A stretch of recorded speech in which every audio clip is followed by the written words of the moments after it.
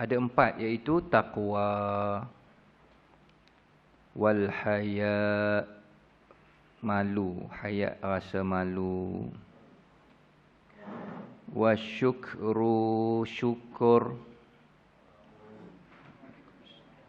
wasabru, dan sabar.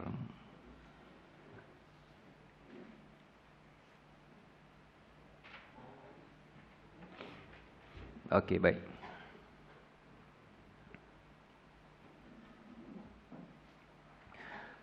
Huraian dia.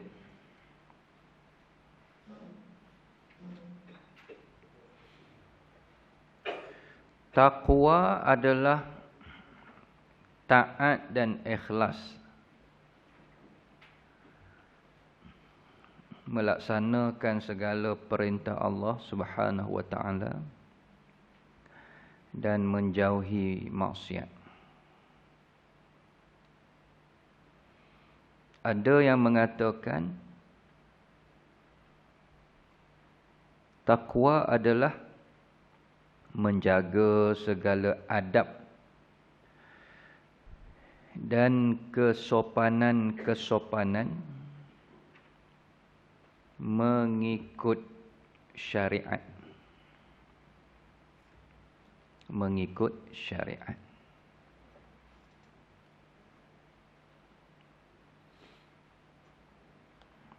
Baik. Jadi dia nak bagi tahu tuan-tuan para hadirin sidang jemaah yang dimuliakan, orang beriman ni mesti ada 4 sifat, mesti ada 4 benda ni.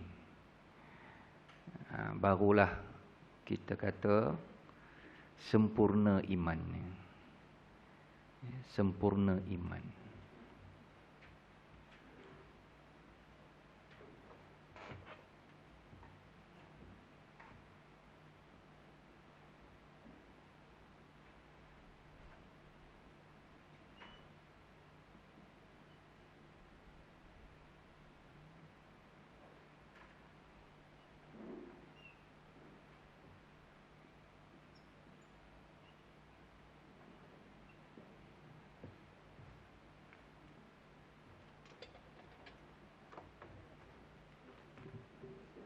Boleh nampak ke?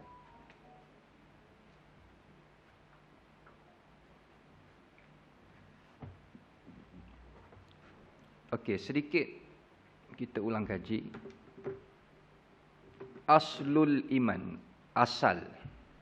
Alif sad lam, aslu, asli, mak asli.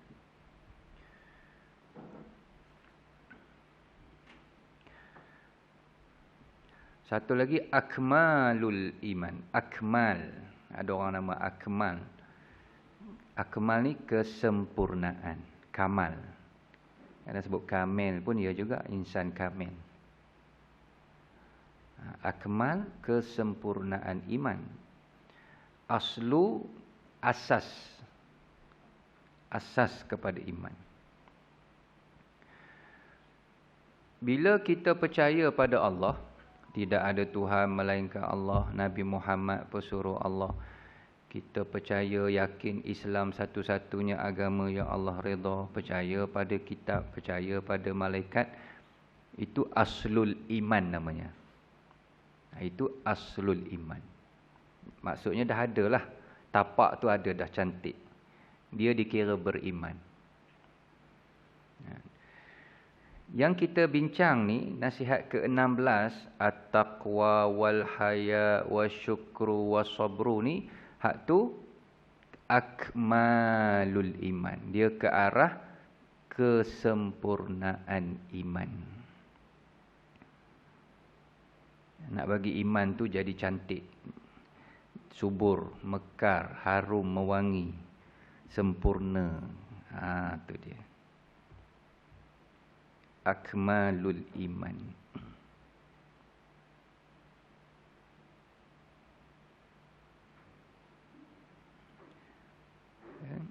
Kita ambil contoh.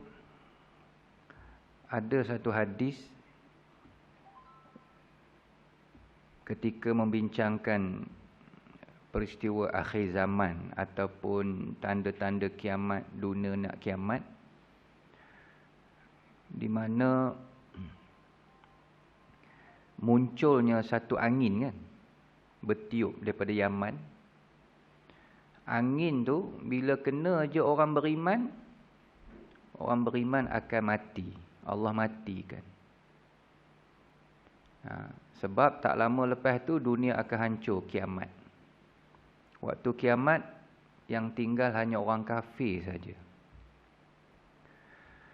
Jadi angin tu menyapa kepada orang beriman sehingga orang beriman mati. Dia sebut sekalipun orang beriman tu iman dia hanya sebesar biji sawi. Maksudnya apa? Dia hanya ada aslul iman. Sembahyang pun tidak, zakat tidak, tutup aurat tidak, buat maksiat. Tapi dia percaya tidak ada Tuhan melainkan Allah. Dia tak pernah buat benda-benda yang membatalkan, merosakkan iman, syirik dan seumpama.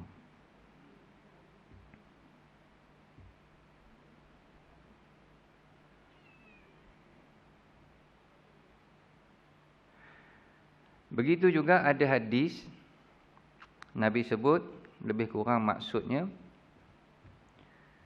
tidak beriman seseorang ataupun ketika seseorang tu berzina, waktu berzina tu dia tak beriman. Jadi apa makna tak beriman tu? Akmal. Kesempurnaan imannya tak cantik. Sebab tu dia berzina. Bukan maksud dia terus tak beriman dengan Allah. Bukan aslu, dia akmal. Tidak berzina seseorang melainkan waktu dia berzina tu dia tak beriman. Tiba-tiba hak berzina tu mati waktu berzina. Kita nak tanam dia kat mana? Sebab Nabi kata tak beriman. Tak beriman tu ialah akmal. Kesempurnaan iman tu yang dia tak ada. Tapi dia tetap beriman. Aslu tu ada. Tu cara kita membezakan aslul iman dengan akmalul iman. Ini penting. Okey. Jadi orang beriman, dia kena ada takwa, dia kena ada sifat malu, dia kena ada syukur, dia kena ada sabar. 4. Tu arba'atun tu. Tapi 4 ni bukanlah semata-mata 4. Ini sebenarnya yang penting lah. Sifat-sifat penting yang mesti ada bagi orang beriman. Orang beriman mesti menghiasi diri dia dengan 4 ni. Tapi bukanlah semata-mata 4, lepas tu cukup. Tak. Banyak lagi sifat-sifat orang beriman. Kriteria. Ini antara yang pokok lah. Yang utama. Okey, baik. Yang pertama takwa. Kita baca sekali lagi. Apa dia takwa? Takwa adalah taat. Kalau nak dirangkumkan, takwa merujuk kepada seseorang hamba tu taat dan ikhlas. Taat dan ikhlas dalam melaksanakan segala perintah Allah. Okay, tak cukup. Dan menjauhi, meninggalkan perkara-perkara yang dilarang, maksiat, apa lagi istilah, dosa besar, dosa, benda yang Allah haramkan, tinggal. Itulah yang kita tiap-tiap minggu dengar hari Jumaat tu. Hak Tok Khatib sebut kat mimbar tu kan, ittaqullah. Ya. Melaksanakan segala titah perintah Allah, meninggalkan perkara-perkara yang dilarang. Nyebutnya mudah tapi nak buatnya kemain. Payah kan? Takwa. Lepas tu ada pula yang mengatakan Takwa adalah menjaga segala adab dan kesopanan-kesopanan mengikut syariat. Jadi buah takwa ni juga membawa kepada seseorang itu beradab, berakhlak sesuai dengan syariat. Dia taat Allah, junjung segala titah perintah, tinggal perkara-perkara yang dilarang, kemudian beradab, berakhlak, selari dengan kehendak syariat. Baik.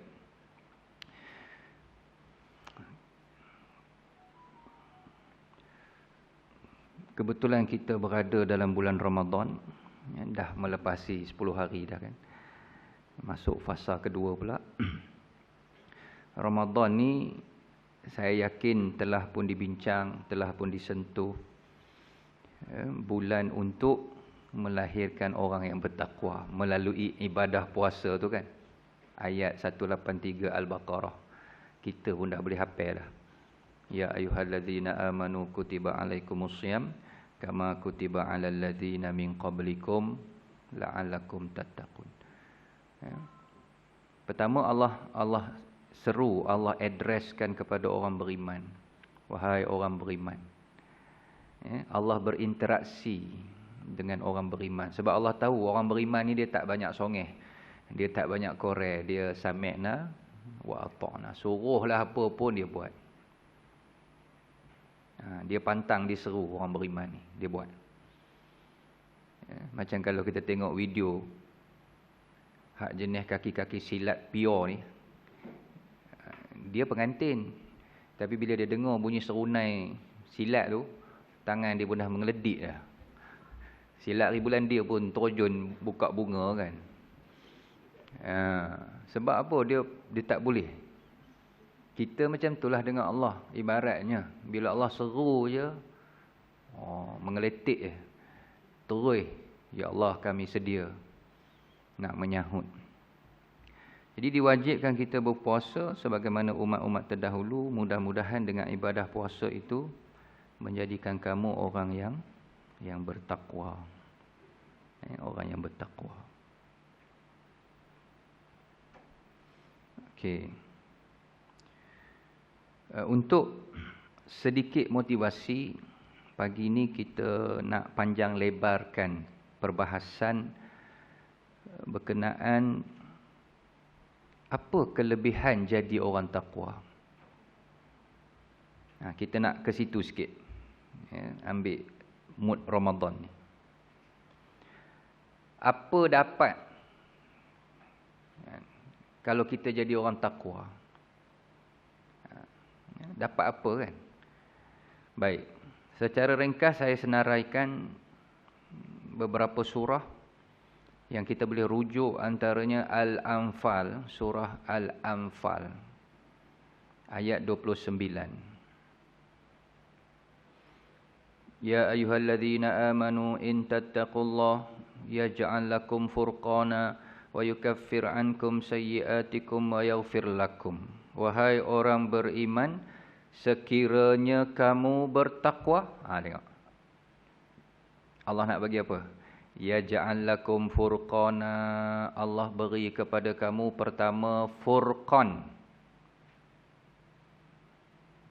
Yang kedua wa yukaffir ankum sayyi'atikum. Allah padam kesalahan kita, dipadam. Wa yaghfir lakum, kemudian diampuni segala dosa. Jadi ayat tu saja 3 benda Allah bagi. Ayat 29 Al-Anfal. Ada 3 kat situ. Pertama furqan. Apa dia furqan? Furqan ni keupayaan boleh membezakan antara hak dan batil. Ni penting.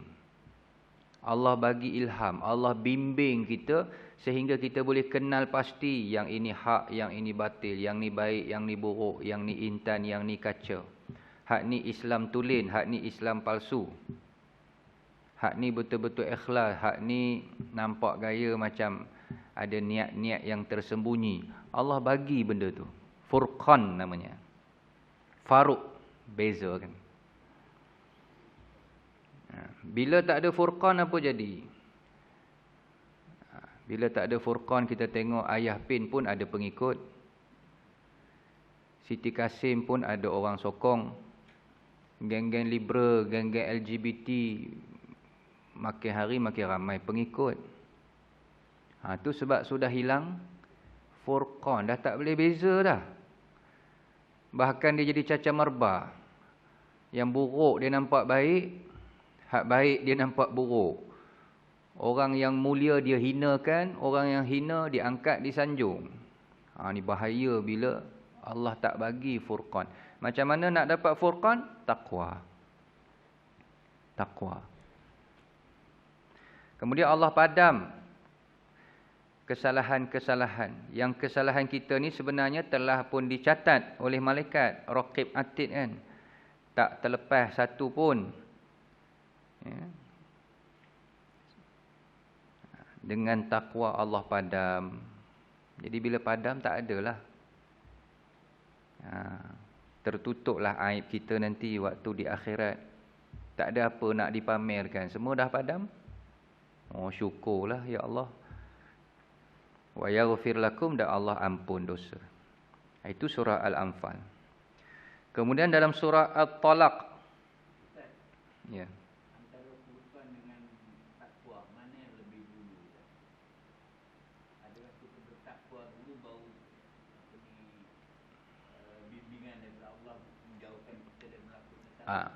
Kalau ikut ayat tu susunannya takwa dulu kan. Ya ayyuhallazina amanu in tattaqullah. Wahai orang beriman, sekiranya kamu bertakwa, Allah bagi kamu furqan.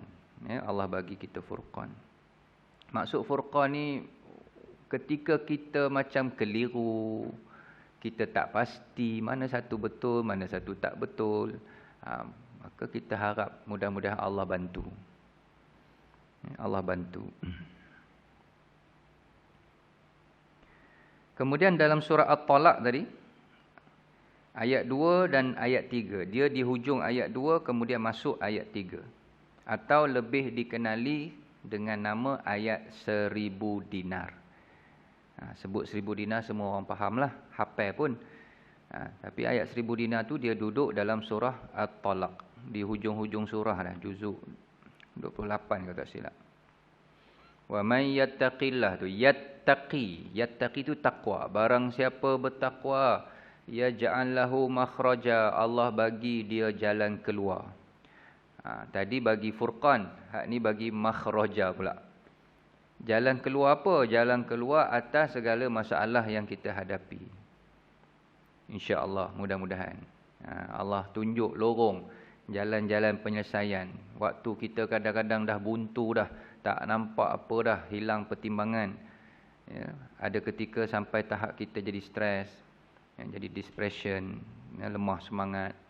Tingkatkan takwa, mudah-mudahan Allah bagi kita makhraja. Wa yarzuquhu min haitsu la yahtasib, dan Allah akan bagi rezeki yang tak disangka-sangka. Itu yang orang ambil ayat 1000 dinar tu. Nak bagi murah rezeki. Bukan sekadar murah rezeki, rezeki yang tak disangka-sangka.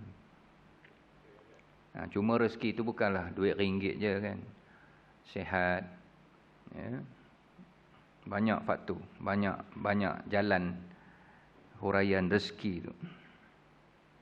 Okey, itu ayat 1000 dinar yang kita semua dah maklum. Kemudian dalam surah Al-A'raf, boleh tengok lagi Al-A'raf ayat 96. Walau anna ahlal qura amanu wattaqaw la fatahna 'alaihim barakat. Kalaulah satu penduduk itu beriman dan bertakwa, amanu wattaqaw. Ada kalimah taqaw tu takwa lah. Kalaulah satu penduduk, satu negeri, satu qaryah, ahli-ahlinya beriman dan bertakwa kepada Allah, la fatahna alaihim, kami akan buka kepada mereka barakat, pintu keberkatan. Allah akan limpahkan keberkatan minas sama'i wal ard, daripada langit dan bumi.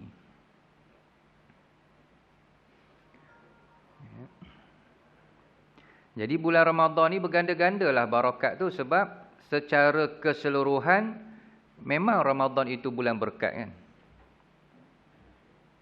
Bulan berkat. Lepas tu dalam hadis Nabi sebut secara spesifik, lebih khusus waktu sahur kan.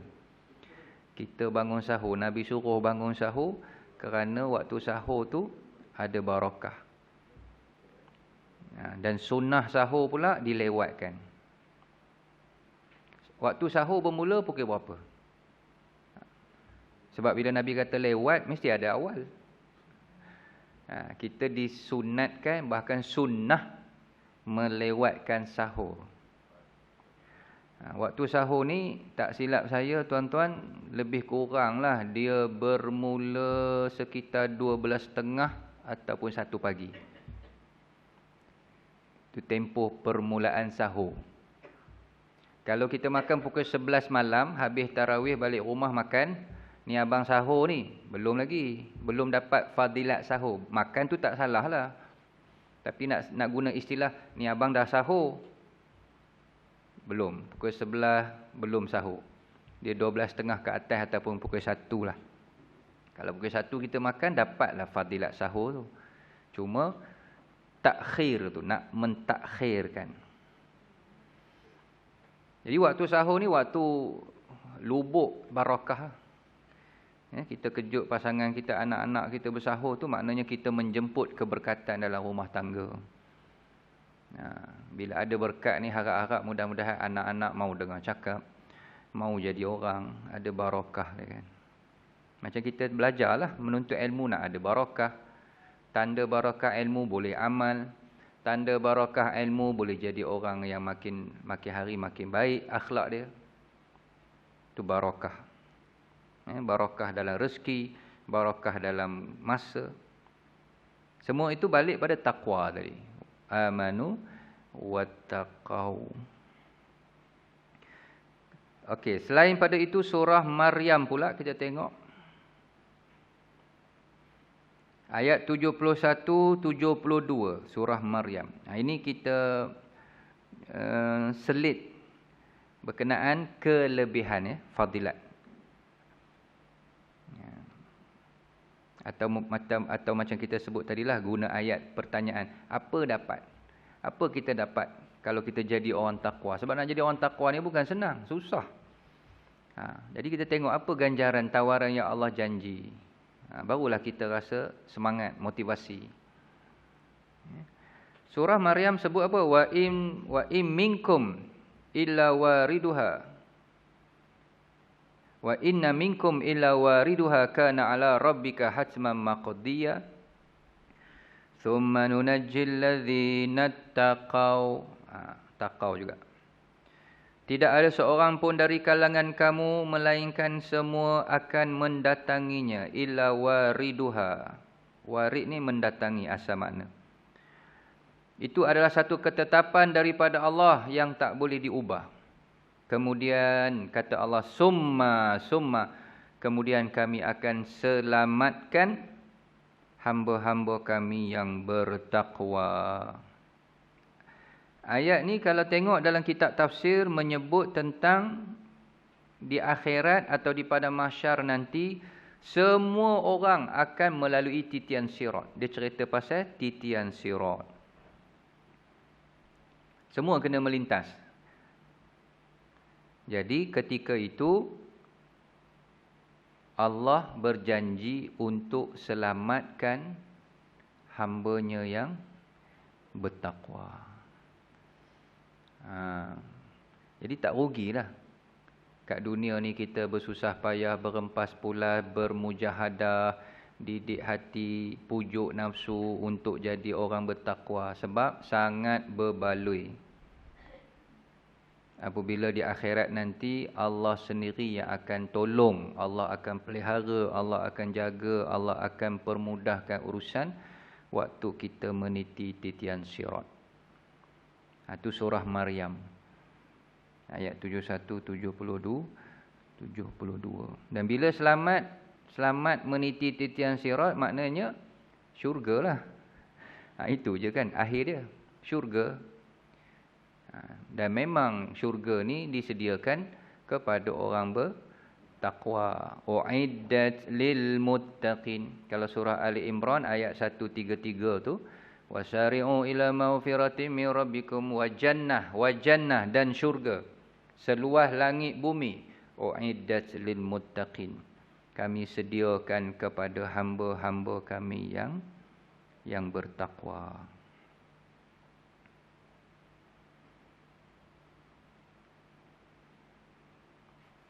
Baik. Jadi kalau dengan macam tu punya tawaran, takkanlah kita tak terliur kan. Takkanlah kita tak rasa, memang kena jadi orang bertakwa. Itu pentingnya datang Ramadan ni. Anugerah Allah yang sangat hebat bulan Ramadan. Sebab 11 bulan sebelum ni kita kadang-kadang terlepas pandang. Ataupun mungkin ada yang terlupa nak bincang pasal takwa kan. Jadi Allah datang ke Ramadan ni digasak, diganyang sungguh. Takwa. Nak jadi apa tak ada masalah. Tapi hujungnya mesti bertakwa. Pemandu teksi yang bertakwa. Peniaga bazar Ramadan bertakwa. Pemimpin lagilah kena bertakwa. Profesor bertakwa. Suami bertakwa. Anak-anak muda, artis, sebutlah siapa pun, di hujungnya kita nak takwa.